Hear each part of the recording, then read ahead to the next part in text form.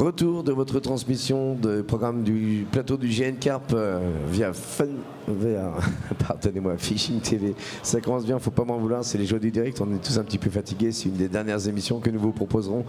Alors je reçois pour l'occasion Profil Nature et Coleman, représentés par Manu et Philippe, que je vais tout de suite proposer de se laisser présenter avec le micro de nos internautes, et après on rentrera dans le vif du sujet avec les articles que vous nous avez amenés. Merci déjà d'avoir pris le temps de venir nous rejoindre, je me doute que ça doit être bien bousculant là-bas, vous avez pris un temps, vous n'avez peut-être pas pour venir nous présenter ça, je vous en remercie. Merci de nous recevoir. Philippe, Société Profil Nature, donc distributeur des produits Coleman depuis de nombreuses années avec bonheur. Et j'ai la chance d'avoir avec moi les représentants de la Société Coleman qui m'accompagnent depuis maintenant la 4e édition sur le salon de Montluçon avec bonheur. Bienvenue.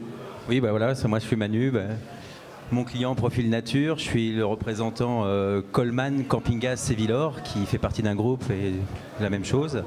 Et sur le salon de Montluçon, nous distribuons beaucoup de produits à essence qui pour les pêcheurs est très important, qui permet de l'utiliser l'hiver et pour un coût vraiment modique. Beaucoup de nos confrères carpistes et autres d'ailleurs utilisent les Coleman justement par leur aspect pratique pour tout ce qui est activité outdoor, même en basse température, l'essence, on n'a jamais un souci et en plus c'est un petit peu plus économique que certains autres systèmes qu'on utilise régulièrement.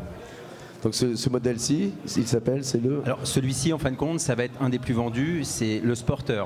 Le Sporter. Ce que je peux faire, je vais donner mon micro à Philippe, je vais vous faire une petite démonstration. Micro. C'est encore plus parlant. Donc toujours ce système de pompe. J'ai déjà manipulé un Coleman, j'en suis pas un grand expert.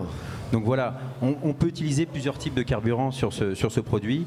C'est vrai que nous vendons notre carburant Coleman qui est le mieux. Après, c'est la fameuse essence C. Alors, ou c'est une variante? L'essence C, en fin de compte, c'est une variante. L'essence C, on va dire que l'essence Coleman est la mieux. L'essence C vient en deuxième position. Et après, oui, on a le super carburant.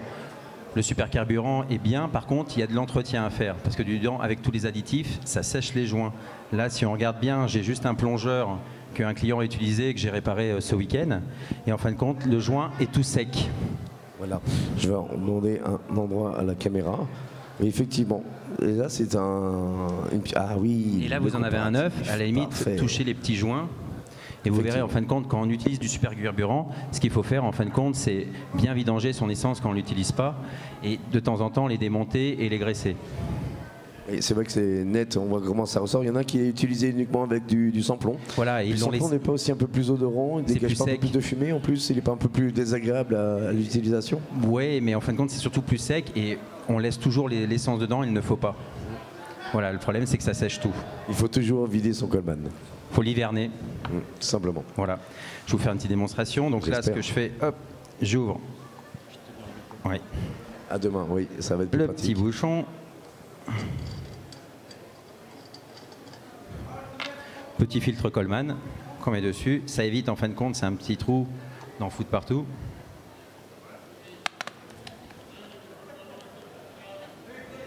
J'ai pris un œuf dans sa boîte, hein. C'est du direct. Et là on prie les dieux du direct, que tout se passe bien. Voilà. Non, je crois que Coleman, c'est un nom qui sonne assez agréablement dans l'oreille de tous les carpistes pour savoir que ça va parfaitement bien se passer. Ce qu'il faut en fin de compte, ben voilà, on pompe. Alors on met ça sous pression pour qu'on dégage les effluves gazeuses du carburant. Exactement. Alors, ce qu'il faut quand on les vend, on est des bons Français, on lit jamais les notices. Mais voilà, pour expliquer vite fait, on ouvre un petit quart de tour, on peut pomper une trentaine de fois au départ. Et quand on pompe, est-ce qu'il est toujours d'actualité de mettre le pouce sur le petit orifice qui est sur le bouton? C'est vrai, vous avez raison. Parce qu'en fin de compte, si je pompe là, l'air sort et donc il faut boucher l'orifice qui est sur le début du bouchon, sur le top. Exactement, c'est-à-dire que quand on a ouvert d'un quart de tour, voilà. Ah là, ça commence à être dur. Pompe, parce que si je le serre, voilà. Et si je mets, là je pourrais pas pomper. Et on sait qu'on est bien quand au niveau de la course diminue ou que ça devient vraiment dur. Ça commence à durcir un petit peu, mais une trentaine de fois au départ. Ensuite, le petit briquet, le sempiternel briquet. Le petit briquet. Voilà. Et c'est parti. C'est un neuf de la boîte. Au départ, toujours une plus grosse flamme, ce qui est normal puisqu'on a le carburant qui est en phase liquide, qui passe sur le générateur, donc qui se réchauffe, plus phase gazeuse. Plus il va chauffer, plus la flamme va être bleue et va mieux marcher. Donc au départ, c'est toujours normal qu'on ait des grandes flammes jaunes et noires. Donc il est préférable d'attendre quand même quelques secondes que Oui. la flamme reprenne cette couleur normale bleue, parce qu'en plus sinon on va noircir un peu le fond des casseroles, des récipients. Et en fin de compte, c'est parce que des fois, j'ai pas assez pompé. Donc là, pendant qu'il marche, on peut repomper. On laisse toujours le doigt dessus, bien sûr. On referme. Voilà. Là, on a une super flamme bleue. On est à Je plus de suis 3000 pas sûr degrés. qu'elle est- Bah oui, du coup à l'écran, je suis navré, on la voit pas, mais ça c'est malheureusement normal. C'est un bleu transparent qui est. Je suis je bleu, parlerais même je de, suis- je parle même de pureté. Non, je pense pas qu'on la verra. On parle de pureté de flamme. C'est que même moi d'ici, c'est quasiment transparent. Et là, on a une combustion parfaite, idéale, optimale. La flamme bleue, c'est ce qu'il faut. Alors, qu'est-ce que ça dégage en puissance, en watts, en puissance de chaleur? Alors là, on est sur du 3000 watts, 3000, voire même 3006. J'ai un petit 3000. trou. Est-ce qu'on a des. 5. Par rapport à une comparaison, je sais qu'on va pas froisser les gens de chez Camping Gaz, parce qu'apparemment on parle de la même personne, mais par rapport à un réchaud Camping Gaz disons, de taille similaire, c'est quand même plus puissant que le même. Alors oui, par contre, les réchauds camping-gaz sont bien aussi. Le problème, c'est que c'est du butane.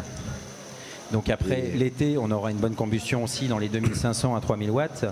Mais l'hiver, malheureusement, le butane gèle. Et le problème des pêcheurs, c'est que quand ils vont à la pêche, il fait froid et ils ont besoin de chauffer de l'eau pour prendre la douche, faire à Je manger. ne sais plus combien de fois j'ai mis mon Camping Gaz dans mon duvet pendant 10 minutes Et avant de voilà, pouvoir faire on met mon la café. cartouche.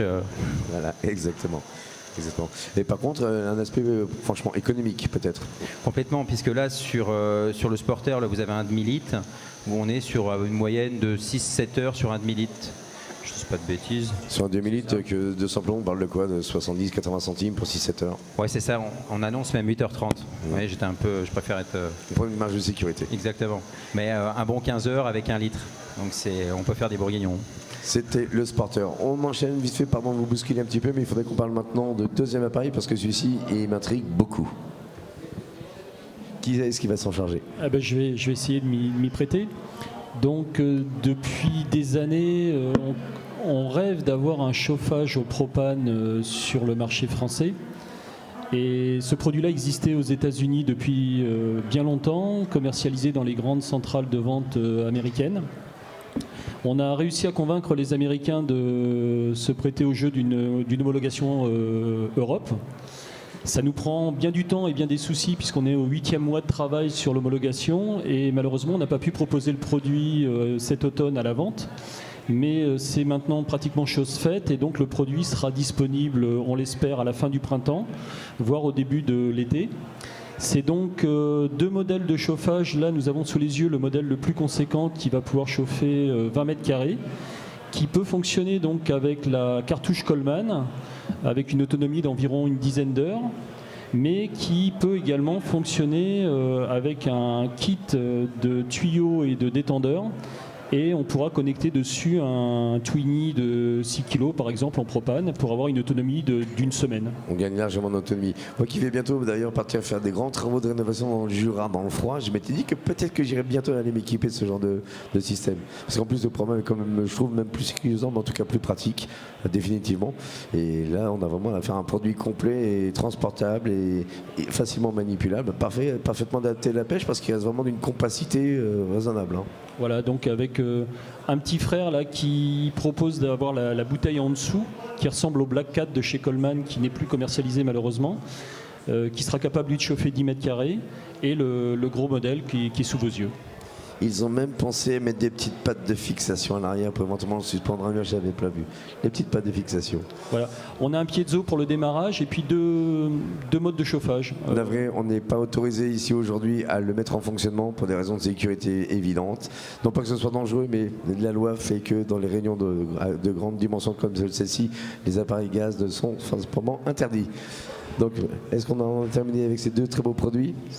On a encore quelques petites heures de salon à faire. Je me pense que vous avez besoin de retourner vite faire renseigner les clients qui, à mon avis, vont vous assaillir de questions avec de beaux produits comme ça. Je vous remercie d'avoir pris le temps de venir nous voir. J'espère à tout bientôt. Merci à vous. Bonne fin de salon. Bonne fin de salon. Merci, au revoir.